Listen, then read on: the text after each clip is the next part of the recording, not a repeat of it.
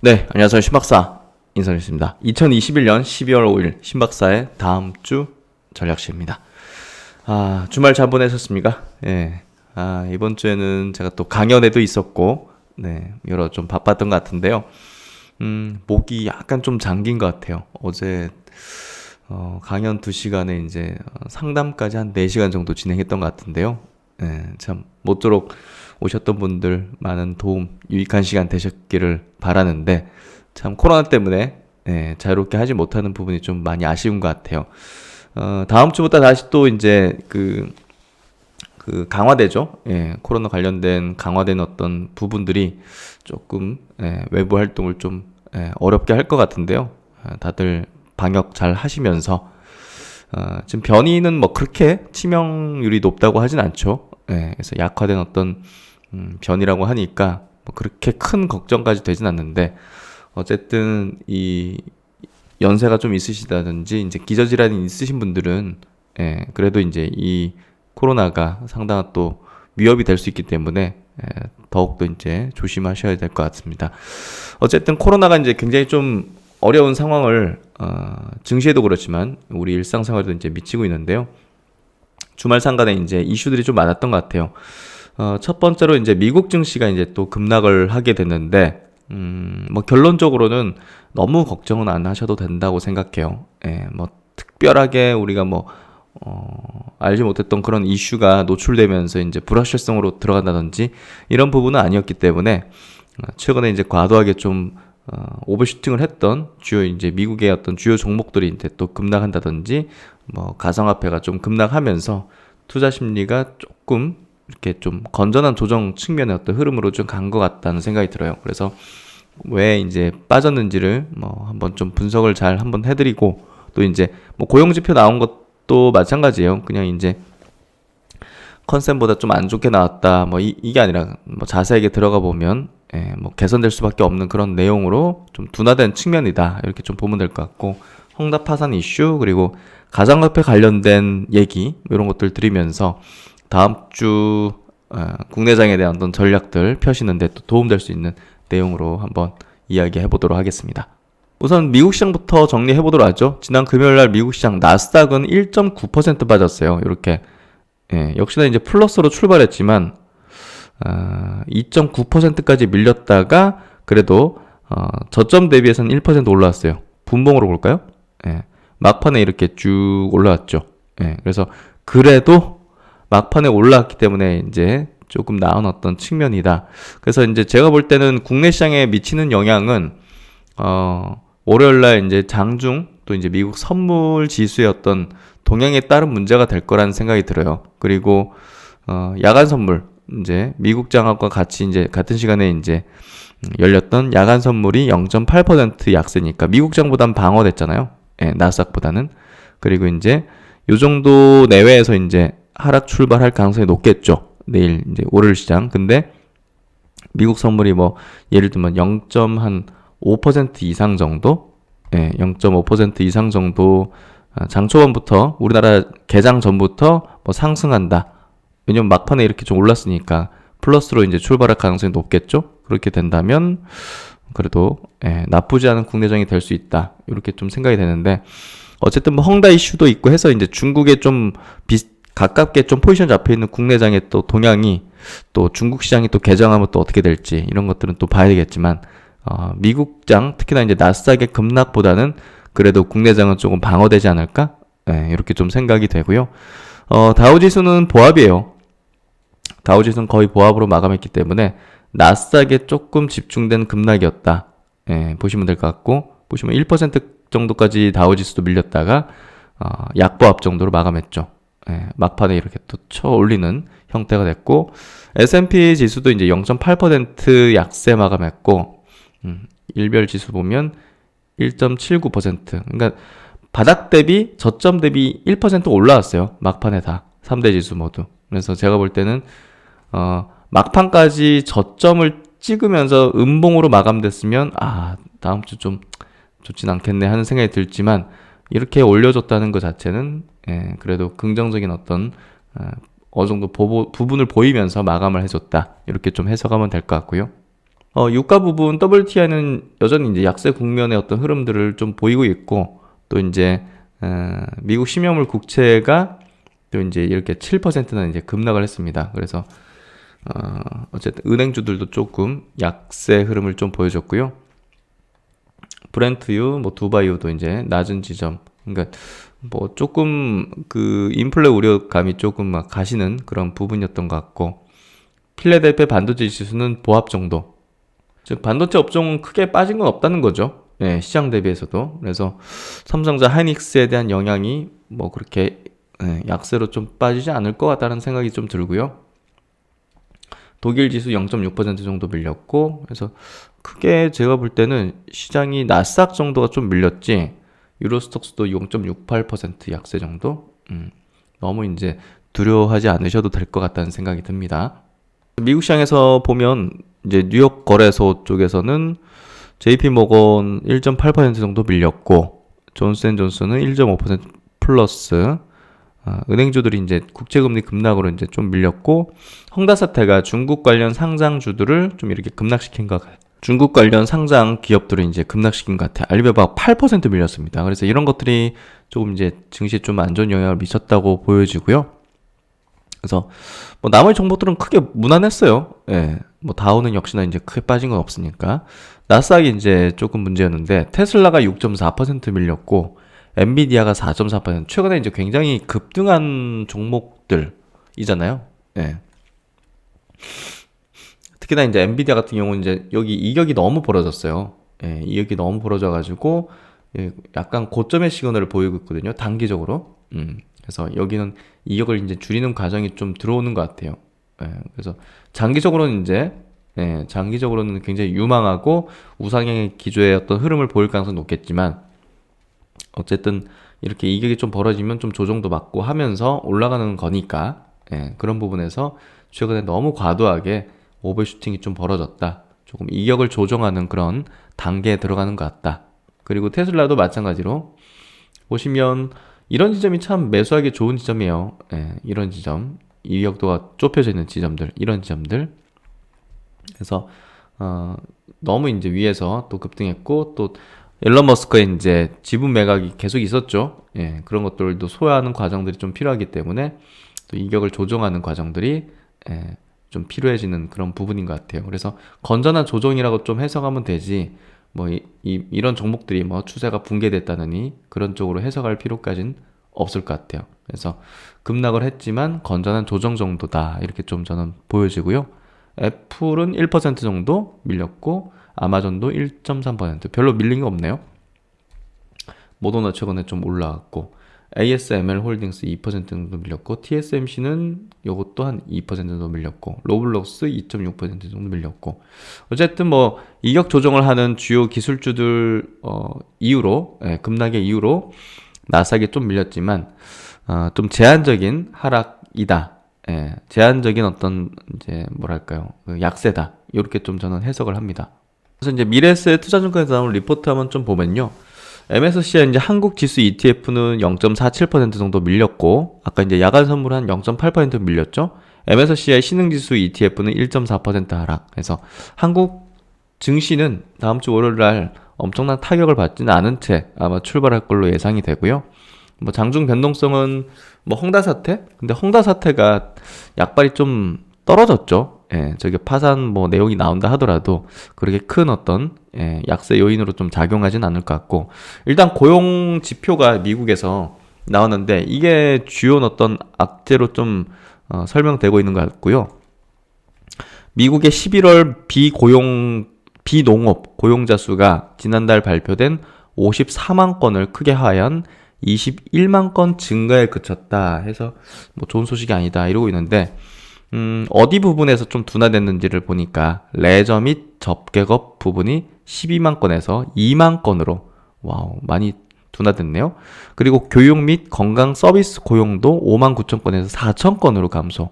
예, 결국 이제 부문별로 이제 해석을 해보니까 결국 이제 코로나 영향을 받는 부분에서 고용 증가세가 크게 둔화되었다. 그래서 결국 이제 회복될 수밖에 없는, 예, 고용 부문이기 때문에 이번에 어떤 고용지수 발표에서의 어떤 악재적인 부분은 사실 조금은 일시적인 요인으로 좀 봐야 될 것 같고요. 시장에 미치는 영향도 굉장히 제한적일 수밖에 없다 생각됩니다.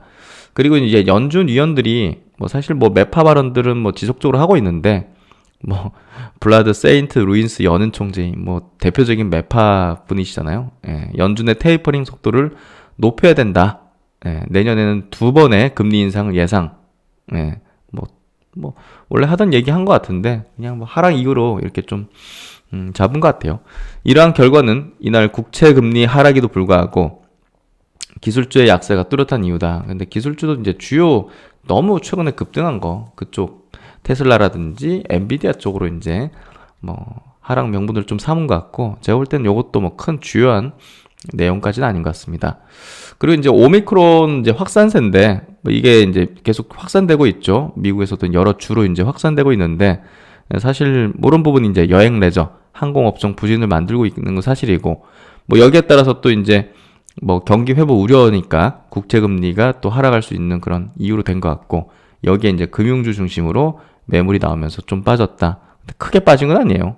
예, 그래서 굉장히 확진자들 보면 오미크론 확진자가 증상이 굉장히 경미하기 때문에 이게 뭐 크게 위력을 과하는 그런 부분은 아닐 것 같아요. 그래서 너무 이제 우려할 필요는 없다.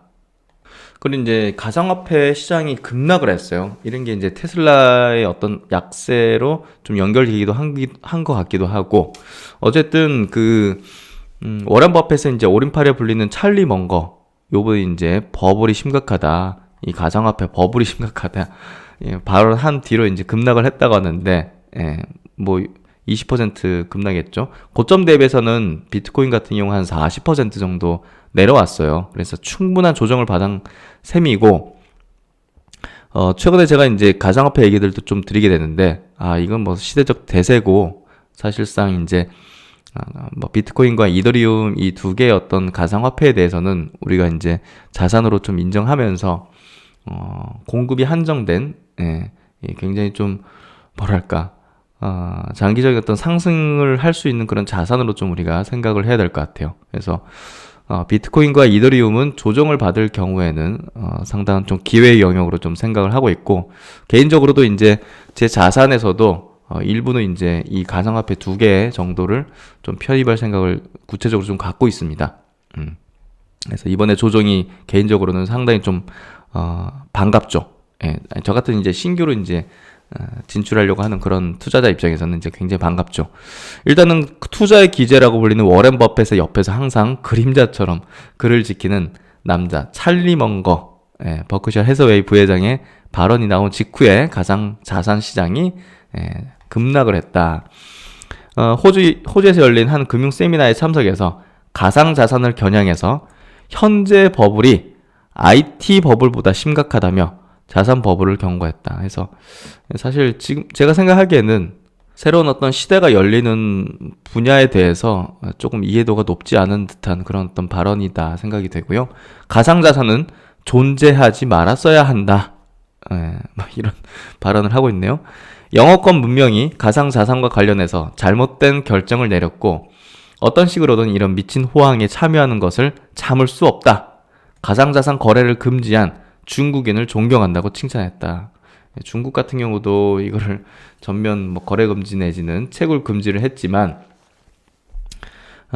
중앙은행 딴에서 이제 이 가상 디지털 화폐를 발행할 가능성은 상당히 높아지고 있는 게 사실인데 인도도 그렇고 지금 그리고 이제 미국이나 서구권은 아예 이제 이더리움 이제 비트코인들을 계속적으로 이제 어떻게 보면 좀 편입하고 모아가지고 또 선물 시장에 개장시켜버려가지고 이제 규제 범위 내에 두고 자산으로서 인정을 하면서 뭐 이걸 거스를 수 없다고 판단하는 것 같아요. 그래서 결국은 세금도 매기고 규제 범위 안에 두고 또 지금의 어떤 화폐랑 달러나 이런 것들하고 1대1로 이제 교환 가능한 그 스테이블 코인을 또 발행시켜서 거기에 이제 비트코인이나 이더리움이나 이런 것들을 연동시켜가지고 간접적으로 또 이제 스테이블 코인 규제해서 이 가상 자산을 또 규제의 범주에 두는 그런 액션들을 지금 취하고 있는 게 확연하게 향후 대세로 이어지고 있거든요. 그래서 이런 찰리 먼거 부회장의 발언은 상당히 최근 어떤 시대 정신을 이해하지 못한 거슬르는 그런 발언이고, 사실상 이제 일시적으로는 이렇게 좀 급락을 연출시키는 그런 내용이 될 수 있지만 대세를 거스를 수는 없을 것 같습니다. 글로벌 코인 시황 중개 사이트인 코인마켓캡에 따르면 비트코인 가격은 16%가량 급락을 했다. 고점 대비에는 40%씩 급락했어요. 빠졌어요. 그래서 제가 볼 때는 또 좋은 기회의 영역을 좀 만들고 있는 것 같다는 생각을 합니다. 거대 인플레이션의 시대로 가고 있는 와중에, 결국은 이런 어떤 실물 자산으로서 여겨지기 시작하는 확실한 또 이제 가상자산의 또 급락은 또 좋은 어떤 기회가 되는 부분이라고 생각되고요. 이더리움 같은 경우 이제 급락을 했다가 다시 회복하고 있죠. 지금 시간이 일요일 오후 4시 40분 정도 되고 있습니다. 급락을 했다가 밑꼬리 그리고 올렸죠. 그러니까 일시적으로 빠진 거죠.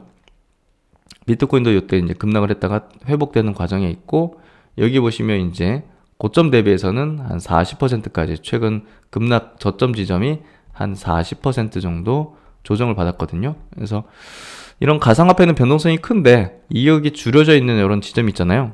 이런 지점에서 관심을 가져야 되고, 이격이 벌어진 지점에서는 조금 주의가 필요하고, 이런 것들을 좀 이해하면서 제가 볼 때는 접근하는 게 필요하지 않을까 싶습니다. 그래서 이제 가상화폐 쪽에서는 비트코인과 이더리움 정도만 투자의 대상으로서 저는 이제 생각을 하고 있고요.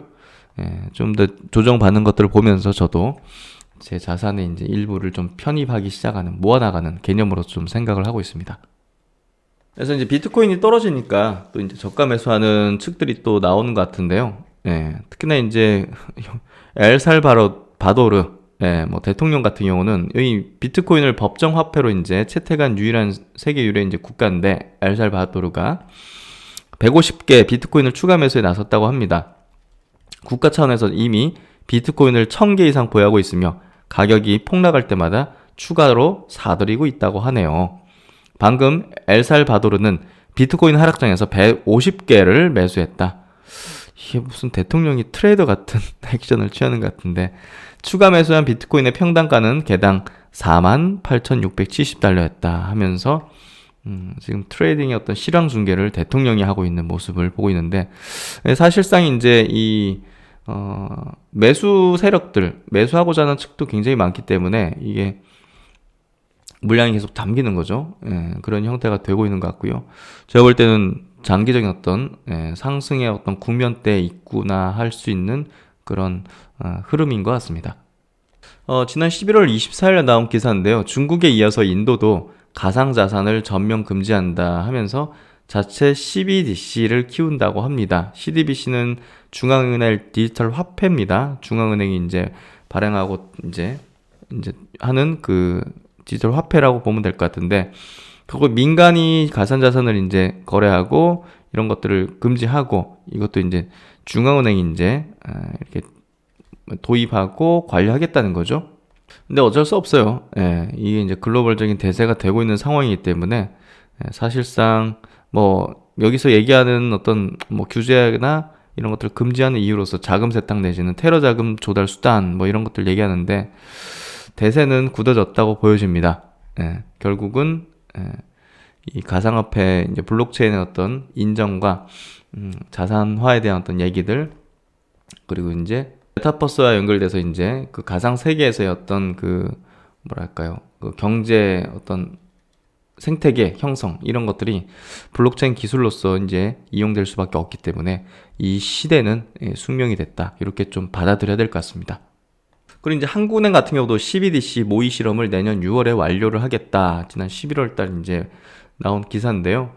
한국은행이 내년 6월까지 중앙은행 디지털 화폐 모의 실험을 완료하겠다 하면서 한국은행도 이 관련된 연구를 돌입한 17년 이래로 이제 결제 등 여러 가지 기술적 구현 가능성을 검토 중인 걸로 보여지고요. 이제 이게 실제화하는 데 있어가지고 이제 마무리 단계에 있는 걸로 좀 보여질 수 있을 것 같습니다. 중앙은행은 발행 화폐의 위상이 흔들리지 않도록 대중의 신뢰를 보호할 책임이 있으며 민간에서 제공할 수 없는 지급 결제 백업 시스템을 제공할 책무가 있다 하면서 결국은 이 CBDC 도입을 하겠다는 의지를 확실하게 좀 보여주는 것 같습니다. 은행권도 마찬가지입니다. 이 커스터티, 이제 예치죠. 가상 자산들을 이제 예치하는 그런 것들을 이제 은행권이 소화하면서 이걸 이제 자산화하는 거잖아요, 결국. 그래서 CBDC 인프라 활발히 뛰어들 것이다. 은행권에서 이제 하는 얘기입니다. 대체 불가 토큰 NFT가 이제 단순한 증표가 아니라 자산 역할을 담당하며 실제 세상과 디지털 공간은 연결하는 다리 역할을 할 것이라는 전망이 나온다. 은행 등 기존 금융권에서는 가상 자산을 보관하는 수요가 늘어남에 따라서 커스터티 예치 이제 사업이 활성화될 것으로 이제 전망이 된다. 여기 이제 컨퍼런스 개최된 데서 이제 블록체인 관련된 컨퍼런스 요 개최된 데서 기조 연설을 맡은 이 SK텔레콤 블록체인 팀 리더는 NFT의 진화는 리얼 월드, 이제 우리 실생활과 디지털 월드, 이제 메타버스 뭐 세계 이런 거 얘기했죠. 이 디지털 월드를 연결하는 다리 역할을 할 것이다.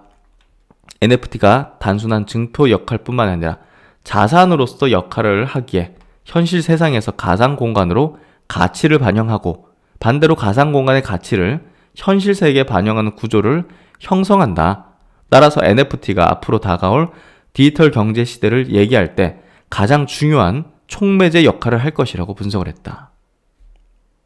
그리고 이제 가상자산에 대한 얘기를 좀 많이 드리게 된 것 같은데, 트위터를 이제 최고 경영자였죠. 잭 도시라는 이제 CEO가, 암호화폐 사업 집중을 위해서 본격적인 행보에 나섰다는 소식인데요. 새로운 기업을 이제 만들었는데, 그 블록이라고 이제 사명을 만들면서 이 암호화폐, 특히나 이제 블록체인의 어떤 사업에 완전히 올인하는 그런 내용들을 좀 얘기하고 있네요. 스퀘어 측은 이제 새로 만든 요 스퀘어 측은 블록이란 이름은 블록체인 사업을 의미할 수 있다 하면서도 블록으로 구분된 도시 지역 비즈니스를 뜻하는 것일 수도 있고 음악을 함께 듣는 소규모 모임을 뜻하는 것일 수도 있으며 우리가 앞을 막고 있는 장애물을 해결하는 사업을 영위할 수 있는 등 많은 의미를 갖는다. 그래서 이제 스퀘어라는 기업은 이제 이미 있는 기업이었고 사명을 이제 블록으로 이제 변경한다고 하네요. 어쨌든 이런 시대의 어떤 흐름을 명확히 또 보여주는 그런 어떤 내용이 아닐까 싶어서 한번 가져봤고요. 어쨌든 이제 이 블록체인의 어떤 시대가 명확해지는 것 같고요. 이런 부분에서 이 분야에서 많은 또 기업들이 또 탄생할 텐데 우리가 그런 부분도 잘 주목을 해야 될 것 같습니다. 어쨌든 비트코인과 이더리움이라는 어떤 두 자산에 대해서는 매우 긍정적인 관점으로 좀 바라보고 있다. 이렇게 좀 말씀을 드리도록 하겠습니다.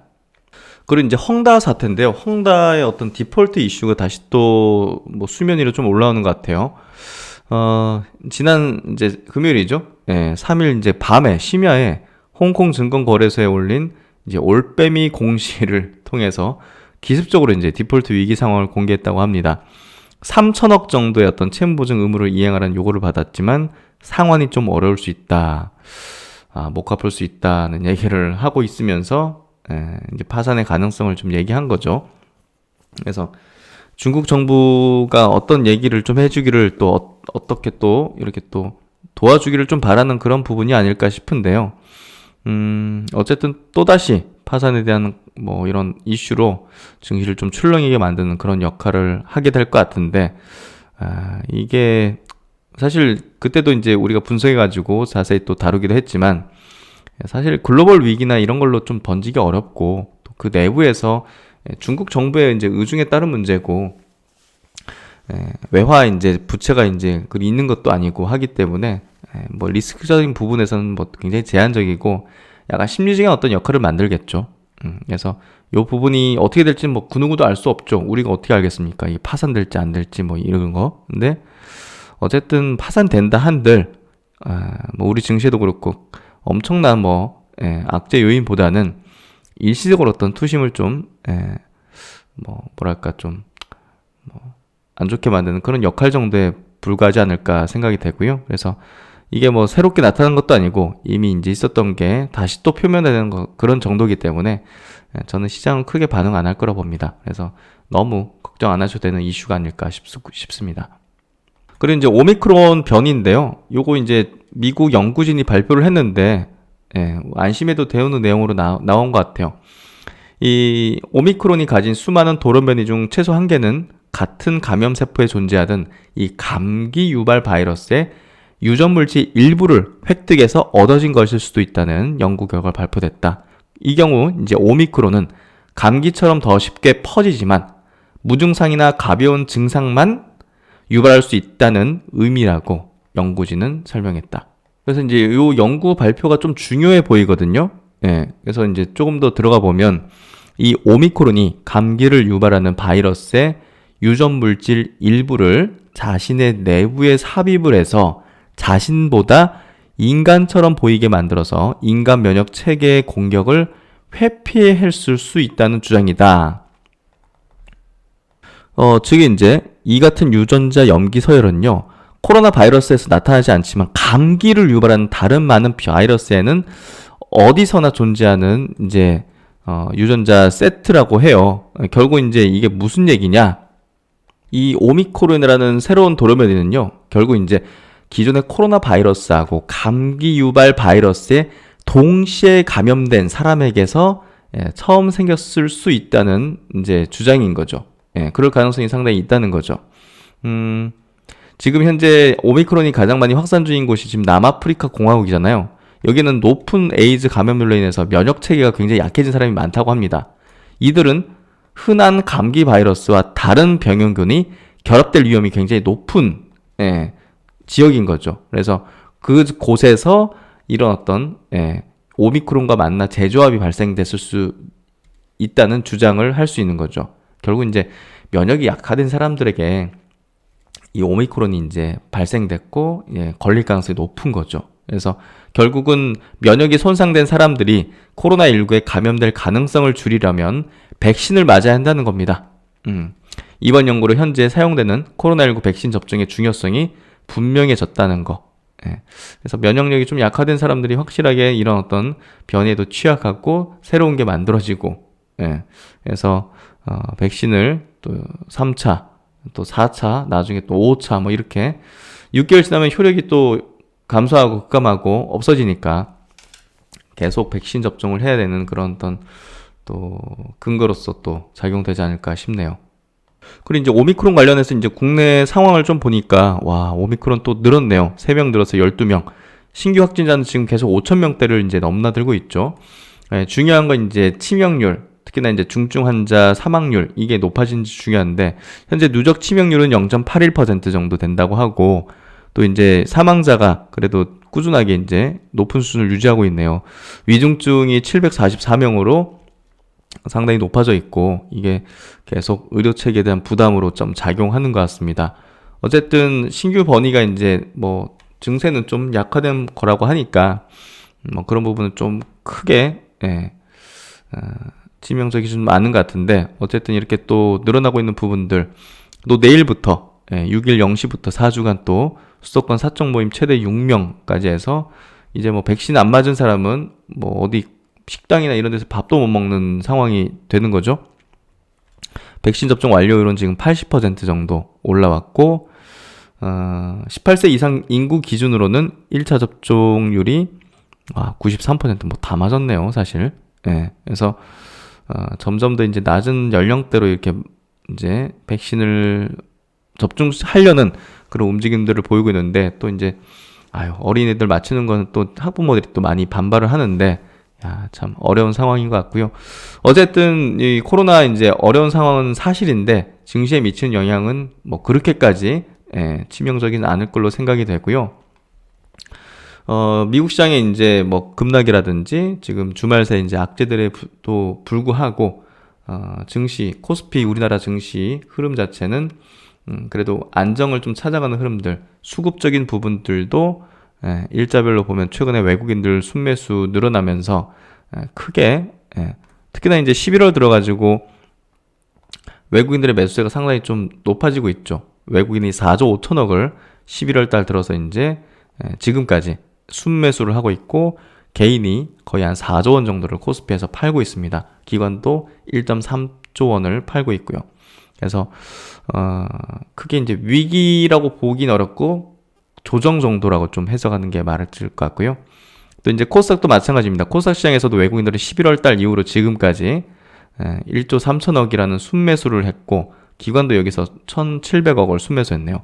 개인만 기타 법인과 함께 순매도를 좀 하면서 사실상 조정의 국면이었다는 걸 좀 수급적으로도 보여주는 그런 형태가 된 것 같고, 이렇게 중장기평선 깼다가 바로 이제 회복하잖아요. 5일선 회복하고 중장기평선까지 회복이 있다는 것 자체가 제가 볼 땐 최악의 어떤 상황이라든지 위기로 가는 흐름은 아니다. 그래서 주말간의 악재도 불구하고 국내 주식에 대한 전략은 보수적으로 가기보다는 제가 볼 때는 좀 용기를 내면서 적극적으로 연말에 내년도를 준비하는 어떤 전략들을 펴는 게 필요하다. 저는 그렇게 생각합니다. 내년도에 대한 어떤 장세 전망 저는 상당히 좀 밝게 보고 있습니다. 그리고 인플레이션 하에서 실물 자산에 대한 어떤 전략은 저는 상당히 높여야 된다는 생각을 여지없이 갖고 있습니다. 그래서 이 부분들 말씀을 드려보고, 그래서 이제 이번 내용들을 정리를 해보면, 미국 시장 급락에 대한 분석 정리를 해보면, 연준 의원들의 매파적인 발언에 기술주가 약세를 보였죠. 그리고 이제 최근 주요 기술주 이격도가 벌어지면서 오버슈팅 구간이었고 가격 조정이 좀 필요한 지점이었다고 생각됩니다. 찰리 먼거 부회장의 또 이제 가상화폐 관련 발언으로 인해서 주요 가상화폐가 20%대 급락을 했지만 현재는 회복 중이면서 제가 볼 때는 기회의 영역이다 이렇게 생각이 되고요. 또 이제 중국 헝다 그룹이 파산 가능성 타진이 되고 있는데 미국 상장 중국 관련주들 급락으로 인해서 또 지수에 영향을 준 것 같고, 제가 볼 때는 국내 증시에 대한 영향은 조금 제한적일 것이다. 다섯 번째, 이제 고용 지표가 좀 저조하게 발표가 돼서 분석을 해보니까 코로나 영향을 좀 받은 게 확인됐고, 결국은 해소될 어떤 둔화된 요인이다.